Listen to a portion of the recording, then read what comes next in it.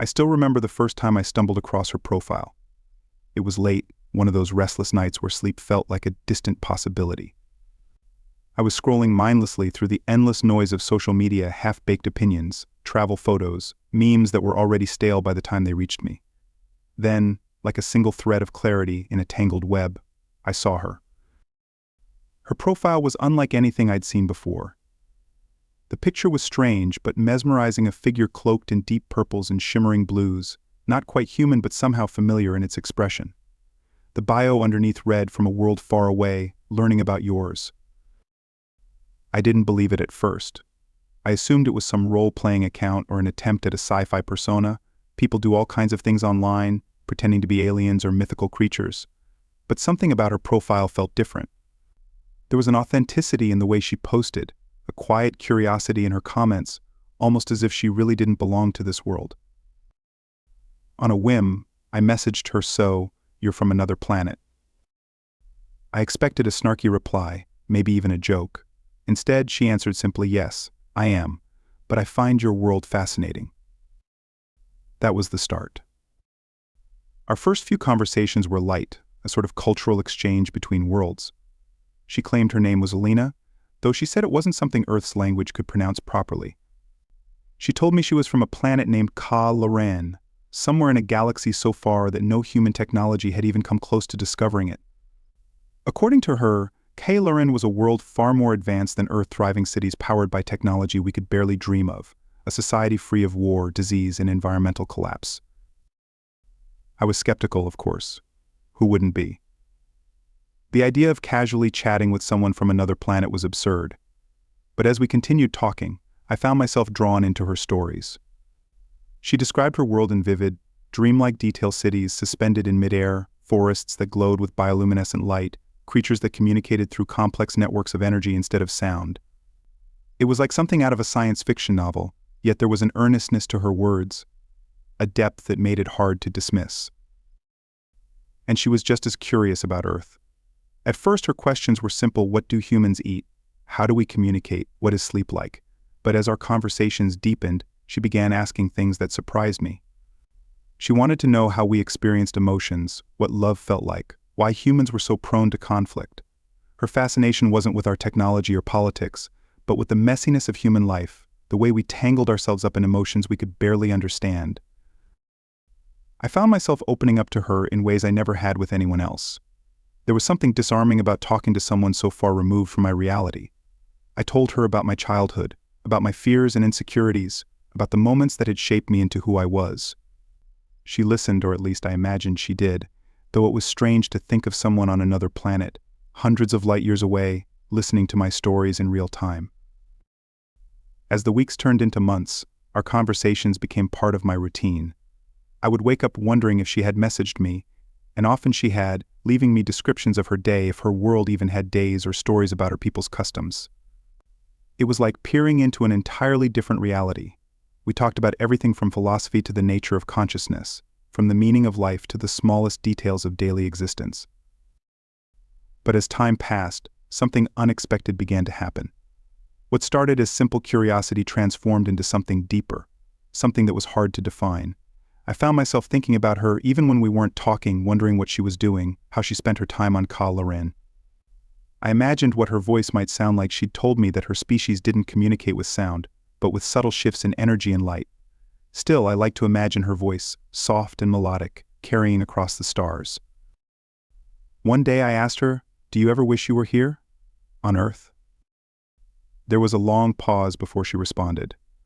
I remember watching the 3 dots on the screen as she typed, and then stopped, over and over. Finally, her message appeared. "Sometimes. But I would be a stranger in your world, and I am needed here, on Ka-Loran. It's not an easy thing to leave behind your home." That was the first time she hinted at something more. Up until then, our friendship had been built on the shared novelty of exploring each other's worlds, but now, there was a sadness in her words, a longing that mirrored something inside of me. We were both strangers in our own ways, connected by a bridge that spanned galaxies but separated by realities we couldn't escape. It was around this time that I began to feel the first flickers of something more. I didn't want to admit it at first. How could I? She wasn't even human, not in the way we understand the term. but emotions aren't logical, and the heart doesn't care about the limitations of physics or biology. There were moments late at night when we would talk about things that felt too intimate for mere friendship. She told me about the connection her species shared, how they could sense each other's thoughts and feelings across distances. She described the energy bonds between her people, how they didn't have relationships in the way humans did, but instead formed connections that transcended physical form. I asked her once if she had ever experienced something like love. Her answer was complicated, wrapped in the alien nature of her existence, but she said something that stayed with me. Love, as you describe it, is not a concept we have. But I think, if I could experience it the way you do, it would feel like what we have now. Her words sent a jolt through me, a quiet admission that maybe, just maybe, she felt it too. But despite these feelings, there was always a barrier between us, one that I couldn't cross. She was from another world, and I was tied to this one. There were days when I would wonder what it would be like to meet her in person, to see her face, not just the avatar she used for her profile, but her true form. I tried to imagine it, but I couldn't quite picture it. I didn't even know if her species had bodies in the way we understood them. Still, the thought lingered, and with it, a quiet hope. We had talked for so long that I had begun to forget how strange it all was. It felt natural, our connection, as if she had always been a part of my life. But every once in a while, I would be struck by the sheer impossibility of it all. What were the chances that I, a human from a small planet in an insignificant part of the galaxy, would form a bond with someone from a place I couldn't even point to on a map of the stars? And yet, here we were. Looking back now, I realized that something had been shifting between us for a while. It wasn't just a friendship anymore. There were unspoken things, feelings we both danced around without naming. I told myself it didn't matter, that it couldn't go anywhere. She was a being from another galaxy, and I was just a guy stuck in the ordinary flow of human life. But late at night, when the world was quiet and it was just the two of us, sharing thoughts across the vast expanse of space, it felt real. More real than anything I had ever known. And I think even then, we both knew something was coming, something that would change everything. But neither of us was ready to admit it yet. Not until that message. The one that would change my life forever. It was a day like any other, and that's what made it all the more surreal. I had just gotten back from work, a mundane 9 to 5 that never felt quite right, as if I were living someone else's life, playing a part in a story I hadn't written for myself. The routine was always the same: make dinner, scroll through social media, and then wait for her message. Over the months, our conversations had become the highlight of my day. I'd check my phone with a mix of anticipation and nervousness, wondering if today would be different, if she would reveal something new about her world or about herself. But when I unlocked my phone that evening, the message waiting for me was unlike anything I had expected. The screen flickered with a simple notification: Lina sent you a message. I tapped it open, half expecting another curious question, or maybe an update about the endless, glowing forests on her planet. But what I saw made my heart stop. I'm on Earth. 3 words.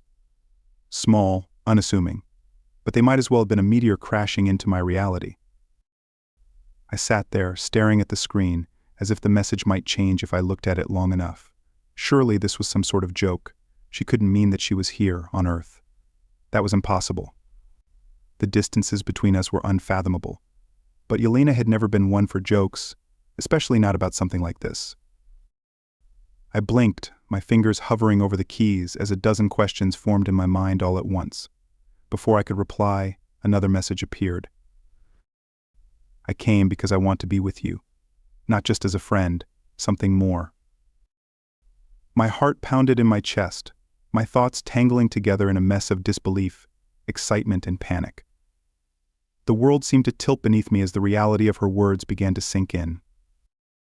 She was here, and she wanted to be with me. I stood up, feeling a strange kind of energy coursing through me. I paced around my small apartment, my mind racing. How was this even possible? Could she really have traveled all the way from Kalaran to Earth? How long had she been planning this? Why hadn't she told me sooner? I didn't know what to feel: joy, terror, or confusion. The virtual distance between us, that comfortable buffer of light years, had vanished in an instant. And now, I was faced with the fact that everything we had shared online wasn't just a fantasy. It was real. She was real. I sank onto the couch, trying to collect myself. My phone buzzed again. I'm sorry I didn't tell you before, but I had to be sure. I had to know if you felt the same. I couldn't risk coming all this way without knowing. The truth hit me like a weight. This wasn't just a casual decision for her. She had thought about this, long and hard. In her culture, as she had once explained to me, leaving one's home planet was a monumental act. It wasn't just physical distance, it was a spiritual and emotional severance. Those who left rarely returned. They became outcasts, forever disconnected from the energy bonds of their people. For her to come to Earth, she was giving up everything. My fingers shook as I typed my response. Lena, are you sure? You've left Kai Lauren? For me? Her reply came almost immediately, as if she had been waiting for that question. I've thought about it for a long time. I felt something between us, something deeper than friendship. It's hard to explain in your language, but it's like a pull, a connection that goes beyond physical form. In my culture, we don't use the word love, but I believe that's what I feel for you. Love. The word echoed in my mind, both thrilling and terrifying in its simplicity. This was the moment I had secretly dreamed of, but now that it was happening, it felt overwhelming. Could I really be in love with someone or something not of this world? Could she? The lines between human and alien blurred, leaving only emotion, raw and intense.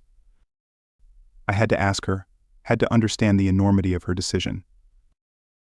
But Yelena, you've left everything behind. Your world, your people. Why would you do that for me? For us? What if this doesn't work? What if we can't be together the way you imagine? There was a long pause this time, and I could almost picture her, wherever she was, contemplating her response. I know the risks. I know this won't be easy. But in my world, we don't live with regret. When we feel a connection like this, we have to follow it. I didn't want to spend the rest of my life wondering what could have been, and I believe that we can make this work if you want to. If I wanted to. The weight of her words pressed down on me. This wasn't just about us chatting online anymore. This was real. She was here. She had crossed the impossible distance of space for me. And now everything rested on my next decision. I got up again, pacing, my mind spinning with the implications. If I accepted her, we would be crossing into completely uncharted territory. There was no guidebook for how to be with someone from another planet, no precedent for this kind of relationship. The challenges seemed endless: her alien biology, the way she perceived emotions, the very fabric of how she interacted with the world around her. And then there was the question of how Earth would react. How would people respond if they knew there was an alien walking among them, a being from another galaxy here on Earth, for the sole purpose of love? The government, the media, and even random strangers would be curious, suspicious, or worse, hostile. Keeping her identity secret would be paramount, but even that felt fragile. We'd be walking on a razor's edge. As all these thoughts flooded my mind, I realized something profound. I had already made my decision. I had known it for some time, even before her message. Somewhere, deep down, I had always been waiting for this moment. I sat back down, heart racing but resolute, and replied, "Where are you? I want to see you." The words felt like an admission, a confession of feelings I hadn't been ready to face until now. But it didn't matter anymore. I had made my choice. I wanted to see her, to know that this was real. Her response came with coordinates. A place not far from where I lived, a secluded spot in the countryside, away from the prying eyes of cities and people. "I'll be waiting for you," she said, and I could almost hear the hope in her words. The drive felt surreal, like I was moving through some fever dream. My hands gripped the steering wheel, my thoughts swirling in a haze of anticipation and nerves. I kept glancing at the GPS, the coordinates she had sent glowing like a beacon. My mind raced with questions. What would she look like in person? Would I recognize her? Would the connection we had felt online be the same now, in the real world? As I neared the location, a clearing in the forest came into view. The trees thinned, and there, in the soft light of dusk, I saw her. Yelena. She stood at the edge of the clearing, the air around her shimmering slightly, as if the atmosphere itself was adjusting to her presence. Her form wasn't quite human, not like the avatars she used online, but there was something familiar about her. She was tall and graceful, Her skin, if you could call it that, was a deep shade of violet, almost translucent, with faint glimmers of light dancing across her body. Her eyes, large and luminous, seemed to reflect the stars, holding galaxies within them. For a moment I couldn't breathe.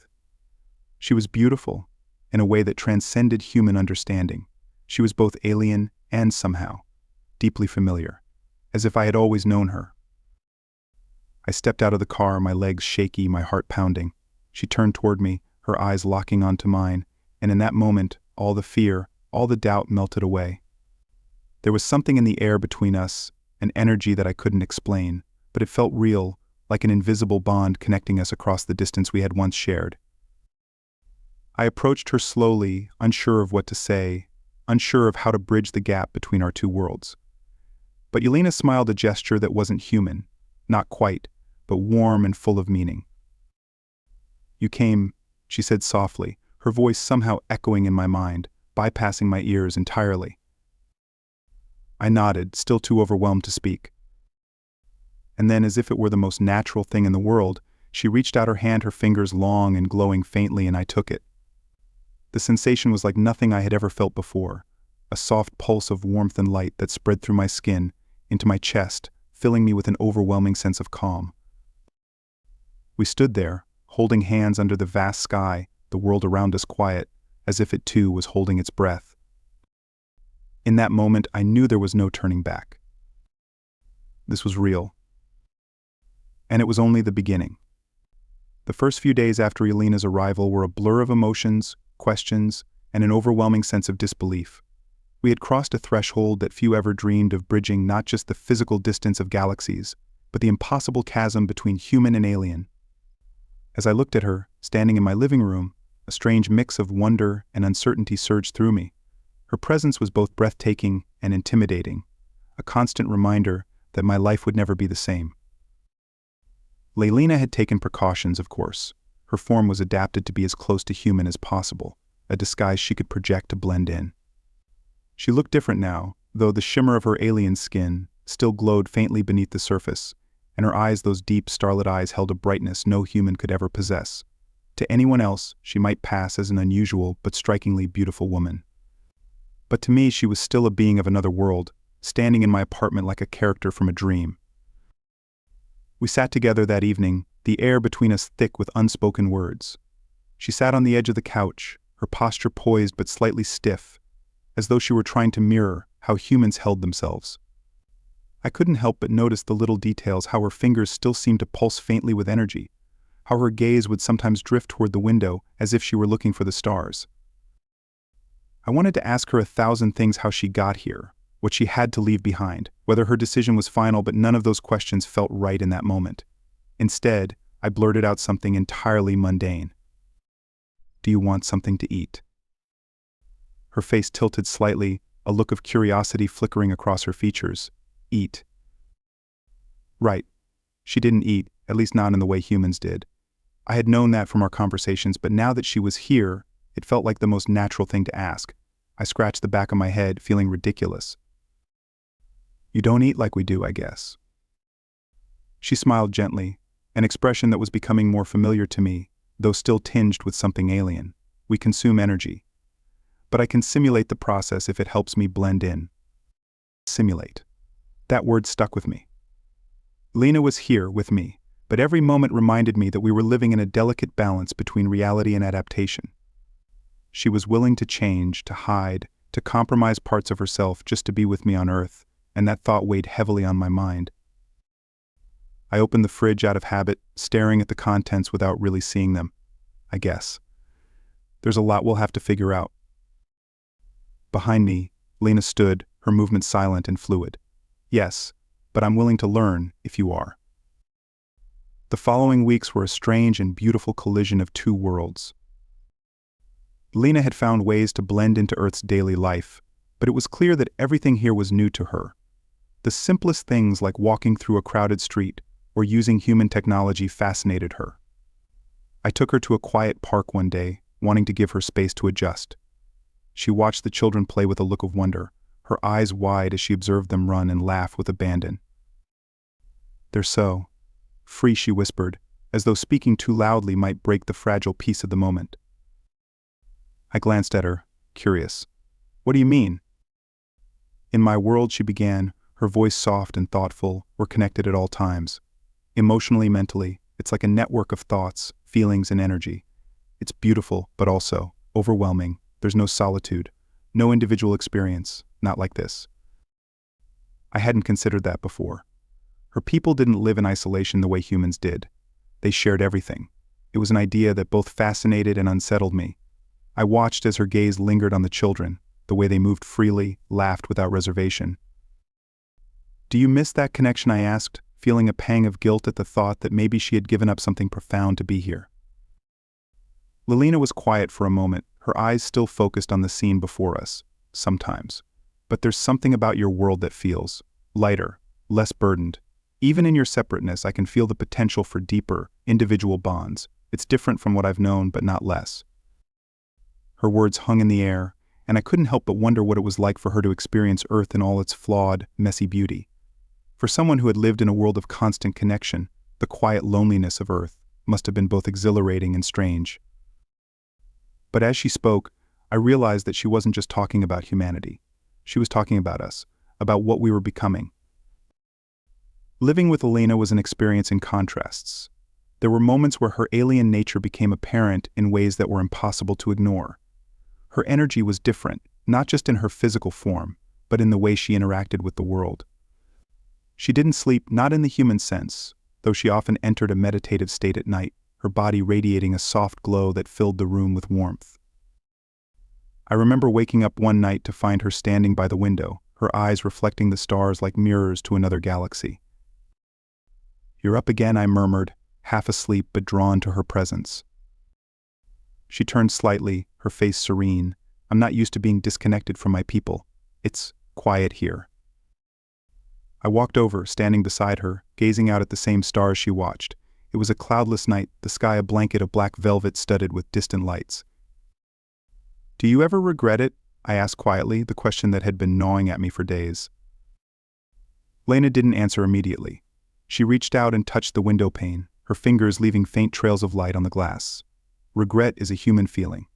In my culture, we don't dwell on decisions once they're made. We follow the path we've chosen. But I pressed, "Do you miss Ka Lauren?" She looked at me then, her eyes filled with something I couldn't quite place. Sadness, maybe, or longing. I miss certain things. But I don't regret being here, with you. Her words should have been reassuring, but they only deepened the questions I had about our future. We were living in a fragile bubble, one that could easily burst with the weight of reality. How long could we keep this up? How long could Elena stay hidden? Cultural differences were the least of our challenges, but they became glaringly apparent in everyday life. I remember the first time I took her to a cafe.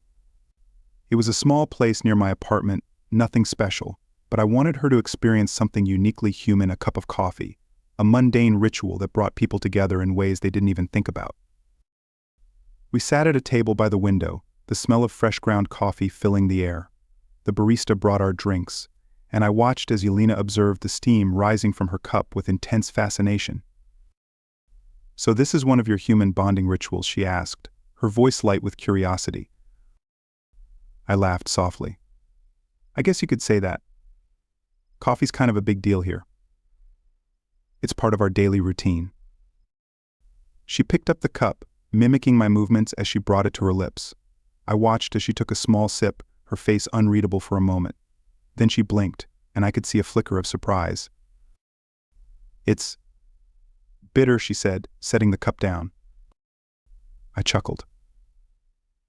"Yeah, it's an acquired taste." Lena tilted her head, considering the drink.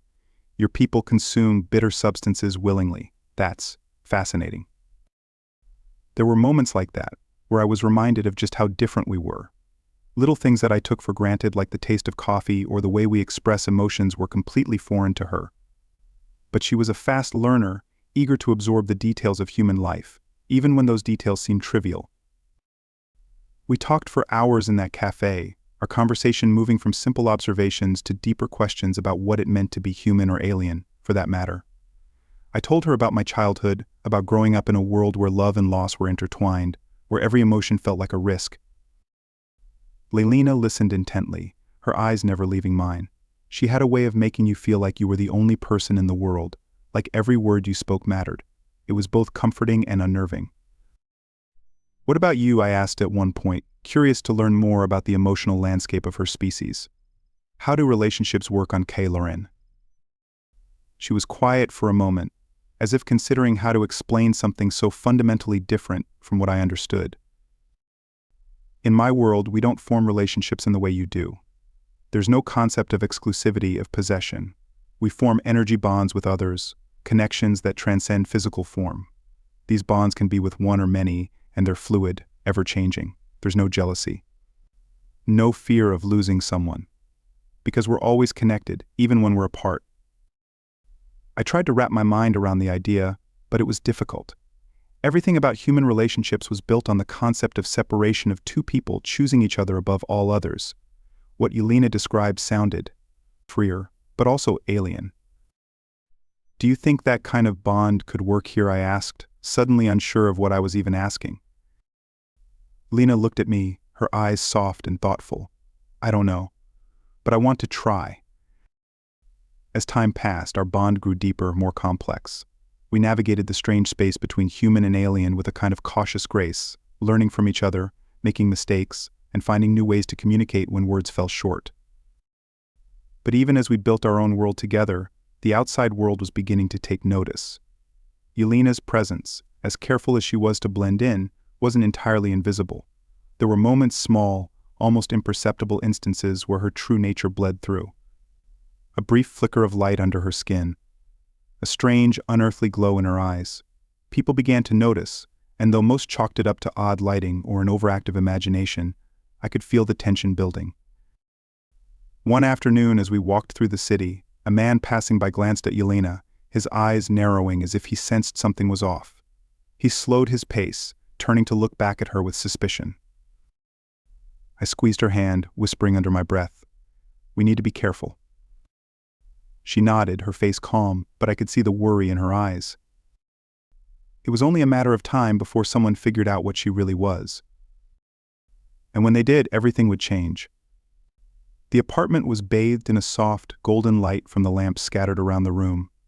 Outside, the city buzzed with the sounds of life, but in here, it was quiet. Peaceful. Elena stood by the window, her fingers tracing the glass as she looked out into the night, her thoughts seemingly far away. We had spent the evening talking about everything and nothing about our worlds, about the people we were becoming together. There was an unspoken tension in the air, a kind of charged energy that neither of us had acknowledged yet, but it had been building for some time.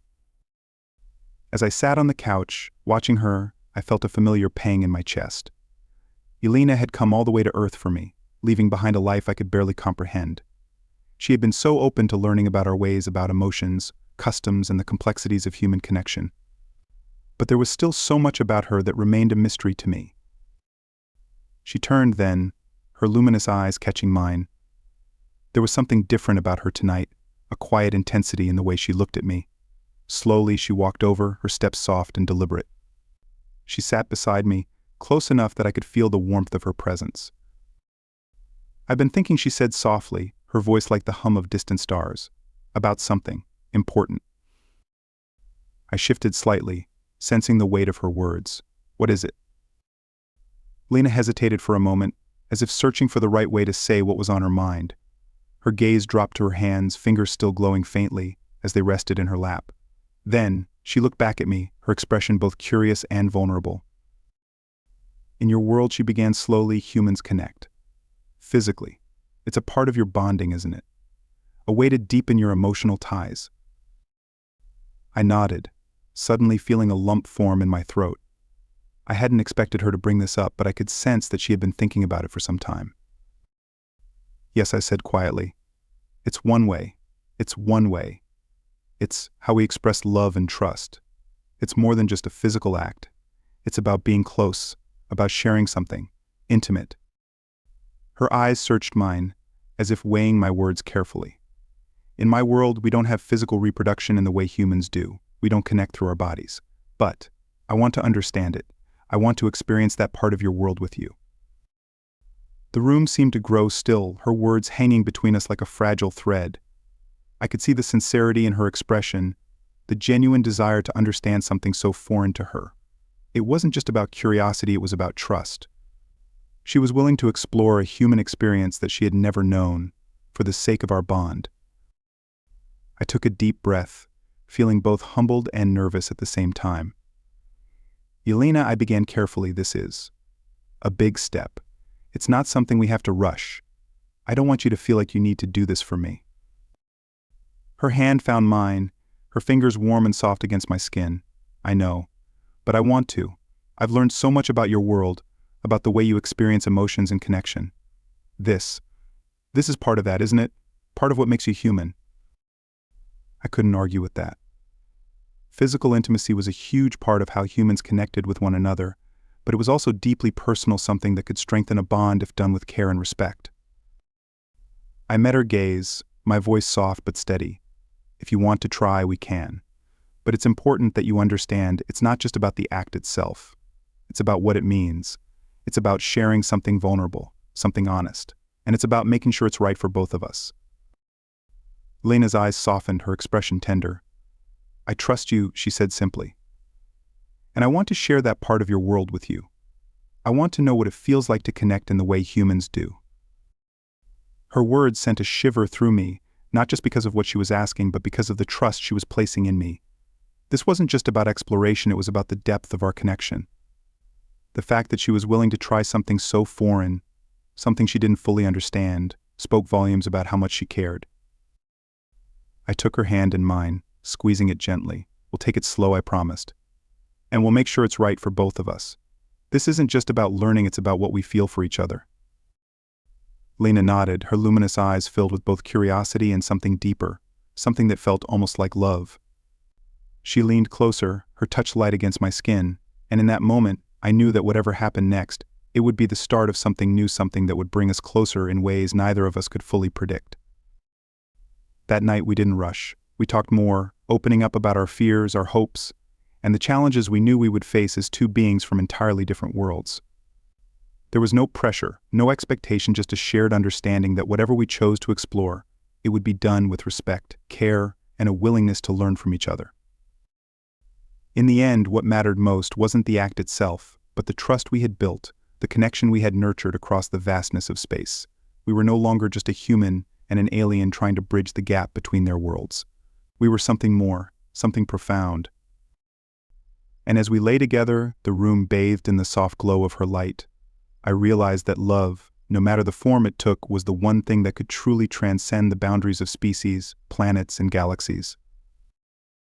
The morning after that quiet, transformative night with Yelena felt different. It was as if the world had shifted on its axis, the air thick with the weight of what we had shared. I woke up with her beside me, her presence still carrying that quiet, otherworldly glow, and for a few moments, I let myself believe that maybe, just maybe, everything would be okay. But reality has a way of catching up with you, especially when you're trying to bridge the impossible gap between two different species, two different worlds. I was making coffee, watching the sun filter in through the window, when Yelena appeared in the kitchen. She moved silently, her energy delicate but ever present. I could feel the tension in her as she approached, something heavy weighing on her shoulders. I turned toward her, a question on the tip of my tongue, but before I could say anything, she spoke. "We need to talk." The words sent a chill through me. I set the coffee cup down, the clatter of porcelain against the counter louder than it should have been in the quiet of the morning. I could see it in her eyes, the worry, the uncertainty. About what I asked, though I already had a sinking feeling I knew where this was going.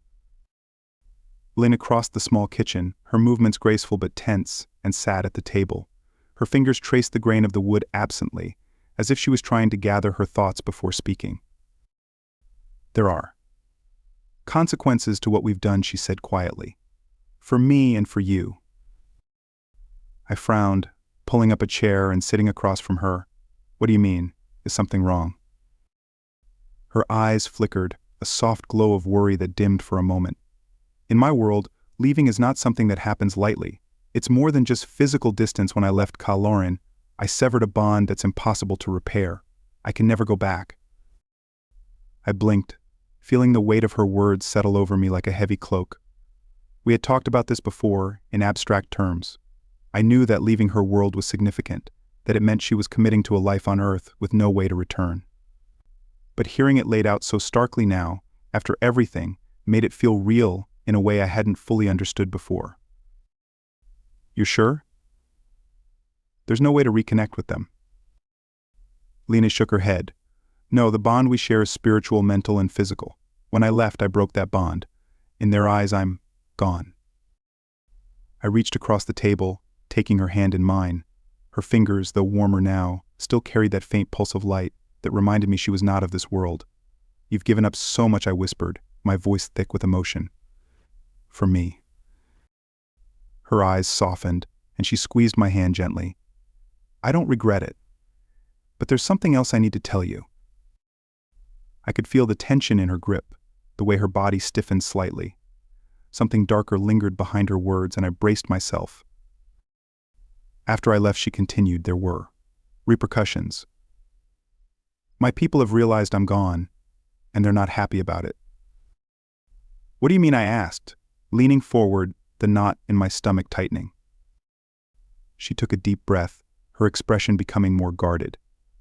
"Ka-Larin is a peaceful world, but we have strict rules about interplanetary travel, especially when it comes to interacting with other species.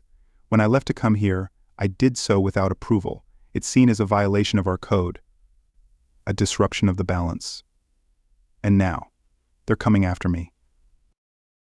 The words hit me like a punch to the gut. I sat back, trying to process what she was saying. "They're coming here, to Earth?" She nodded. "Yes, I've been monitoring the energy fields. I can sense them. They're getting closer. They won't arrive right away, but they will come, and when they do, they'll try to bring me back. And if they find out about you..." I didn't need her to finish the sentence. The implications were clear. If her people discovered that she had formed a bond with a human, that she had crossed the vast divide between species to be with me, there would be consequences possibly for both of us. "What will they do?" I asked, my voice low. "If they find you?" Lena's expression darkened, her luminous eyes reflecting the gravity of the situation. "They'll try to take me back, forcefully if necessary. And if they find out that I've connected with you, they may see you as a threat. They don't understand human emotions the way I've come to. They might see our bond as something dangerous." The room felt colder, the once warm light of the morning now tinged with the chill of impending danger. I ran a hand through my hair, trying to make sense of it all. "So what do we do?" I asked, my voice shaking slightly. "We can't just run, can we?" Lena stood up, pacing the small space with a grace that belied the anxiety radiating off her. "Running won't help. They'll find me no matter where we go. But I'm not going back. I've made my decision. I'm staying here. With you." I looked at her, my chest tight with a mix of fear and resolve. She had given up everything for me, her world, her people, the only life she had ever known. And now that decision was catching up with us in ways we couldn't have predicted. "We'll figure it out," I said, standing and crossing the room to her. I took her hand again, pulling her close. "We'll figure it out together." The days that followed were a strange mix of normalcy and tension. On the surface, life continued as it always had: work, errands, evenings spent together in quiet comfort. But beneath it all, there was an undercurrent of fear, a constant awareness that her people were drawing closer with each passing day. Lelena tried to stay calm, but I could see the strain it was putting on her. She had given up so much to be with me, and now it felt like the universe itself was conspiring to take it all away. One evening, as we sat on the couch, Lena spoke again about the energy she could sense an approaching force, distant but unmistakable. "They're almost here," she said softly, her eyes focused on the window, as if she could feel them coming from the stars. "Maybe a few more days, maybe less." I didn't know what to say. The helplessness was suffocating, a weight pressing down on my chest. I had never imagined that being with Lena would lead to this, a confrontation with an alien civilization that I couldn't even begin to understand. But Yelena was calm, even as the threat loomed closer. "We have to be ready," she said quietly. "They won't understand why I left, or why I'm staying. But I won't let them take me." Her resolve was both comforting and terrifying. I didn't doubt her determination, but what could we do against beings who could traverse galaxies, who saw our bond as a threat to their very existence? As we sat there in the quiet of the night, The gravity of our situation settled in fully. We were no longer just two people navigating the complexities of an interspecies relationship. Now, we were on the verge of something far more dangerous, a clash of cultures, of worlds, that neither of us could avoid. The first sign of their arrival came sooner than expected. It was subtle, a faint distortion in the air, a hum of energy that seemed to ripple through the atmosphere. Yelena noticed it immediately, her body tensing as she stood by the window, her eyes wide with recognition. "They're here," she whispered, her voice barely audible over the quiet hum that now filled the room. I felt my stomach drop. There was no time to prepare, no time to think. Everything we had been dreading was happening right now, faster than either of us had anticipated. I moved to her side, my heart pounding in my chest. "What do we do?" Lena's eyes flickered with determination. "We stay together. No matter what happens, we stay together." Outside, the night was still and quiet, but there was a strange electric quality to the air, as if the very fabric of reality was being stretched thin. I couldn't see them, but I knew they were close Yelena's people, come to take her back to a world I would never fully understand. I reached for her hand, my fingers curling around hers. "I'm not letting you go." She smiled at me, a sad but fierce expression that spoke of her own resolve. "And I'm not leaving." In that moment, we both knew what was at stake. Our bond, fragile and beautiful, was under threat, not just from the forces of her world, but from the weight of the universe itself. The hum grew louder, the air thick with anticipation. And then, the sky outside flickered with light, a brilliant flash of energy that signaled the arrival of something far beyond human comprehension. They had come. And now we would have to face them. Together. The sky above us seemed to pulse with an ethereal glow, a subtle but unmistakable presence that sent a shiver through my body. Yelena's hand in mine felt warm, steadying me, even as the energy in the air rippled like the calm before a storm. Outside the window, the streetlights flickered briefly, casting long shadows across the walls of our apartment. Something otherworldly, something powerful, had arrived. "They're close," Yelena whispered, her voice barely audible against the low hum that vibrated through the room. Her luminous eyes were fixed on the window, but I knew she wasn't really seeing the streets or the city beyond. She was sensing something far greater, a force from her world, a force I couldn't begin to comprehend. My heart pounded in my chest as I moved closer to her, squeezing her hand. "What happens now?" Yelena turned to me, her expression calm but determined. "They'll try to communicate first. My people don't resort to force unless they believe it's absolutely necessary, but we can't take any chances." The room was thick with tension, and I could feel the weight of the moment pressing down on us. This was the climax of everything we had been building toward, the inevitable confrontation between two worlds, two different ways of life. And in the middle of it all, there was us. "I won't let them take you," I said, my voice trembling with conviction. "We'll figure this out." Yelena gave me a sad smile, one that spoke of her understanding of the gravity of the situation. "I won't go willingly, but they are powerful. We have to be smart." Before I could respond, the low hum that had been vibrating through the apartment intensified. The lights flickered once more, and then, without warning, the air in front of us shimmered, bending like heat waves off asphalt. A shape began to emerge, translucent at first, but becoming more solid with each passing second. I held my breath, my pulse quickening as the form took shape. 3 beings stood before us, their figures tall and elegant, their skin a faint shade of violet that seemed to glow softly in the dim light. They looked similar to Yelena, their features delicate but alien, their eyes large and reflective, holding the infinite depths of the universe within them. There was no malice in their appearance, but their presence carried a weight, a power that was impossible to ignore. For a moment, everything was still. The air between us hummed with unspoken energy, a quiet tension that stretched thin like the calm before a storm. I glanced at Yelena, whose face was unreadable, her eyes locked on the beings before us. One of them stepped forward, their movement graceful and fluid, as though they were gliding rather than walking. When they spoke, the words didn't come from their mouths but from somewhere deeper inside my mind, a voice that resonated with a strange, melodic frequency. "Elena of Kaloren, we have come for you." The voice was calm but firm, filled with an authority that left little room for doubt. I felt a cold sweat break out along my spine, and my grip on Yelena's hand tightened. She took a step forward, her expression resolute. "I'm not going back." The being's eyes, two pools of light and shadow, narrowed slightly, and there was a pause, a shift in the energy around us. "You have violated the order of our people. Your presence here disrupts the balance. Return with us, and you will be spared punishment. Resist, and we cannot guarantee your safety." Lena's jaw tightened, and I could feel the tension radiating off her. She wasn't afraid, but she was prepared. This wasn't just a negotiation, it was an ultimatum. "I've made my choice," she said, her voice steady but filled with emotion. "I'm staying here. I've found something on Earth that I can't give up." I watched as the beings shifted slightly, their luminous eyes flickering as they processed her words. The air seemed to thicken, and I could feel the pressure building, the tension between two worlds about to collide. I knew I had to say something. I couldn't just stand by and watch this happen. I stepped forward, my heart racing, my voice coming out louder than I expected.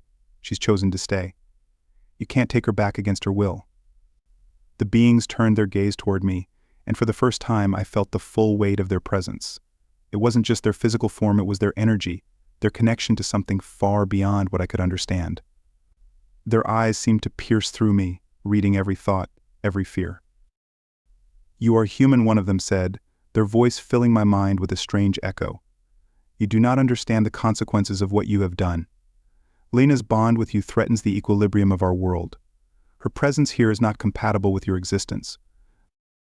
I swallowed hard, feeling the weight of their words pressing down on me, but I couldn't back down. "Not now. I understand that she's given up everything for me, and I'm not letting her go." There was a long silence.